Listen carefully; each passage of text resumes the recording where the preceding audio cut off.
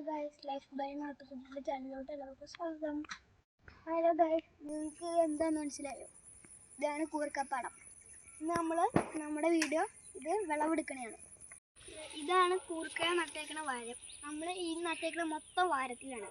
ഈ വാഴ കുത്തി വെക്കുമ്പോൾ ഇന്നൊരു ഇടയുണ്ടാവും. ഈ ഇടയിൽ കൂടെയാണ് വാഴ നട്ടേക്കുന്നത്. മൂർത്ത കൂർക്ക നമ്മൾ വെട്ടിയിട്ട് ഇതൊക്കെ പറിച്ച വാരങ്ങളാണ്. മൂത്ത കൂർക്കകൾ പറിച്ച വാരത്തിൻ്റെ മേളിലോട്ട് വെച്ച് കഴിഞ്ഞാൽ നമുക്ക് എടുക്കാനും എടുത്ത് വേറെ ഇതിലോട്ട് മാറ്റാനും പെട്ടെന്ന് കഴിയാം. അപ്പോൾ പപ്പയാണ് ഈ കൃഷിനെ കുറിച്ചൊക്കെ നോക്കുന്നത്.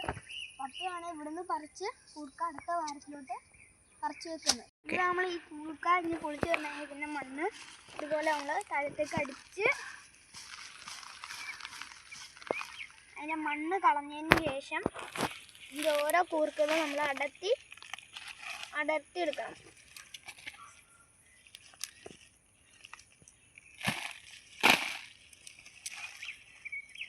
ഇതൊക്കെ വലിയ കൂർക്കകളാണ്.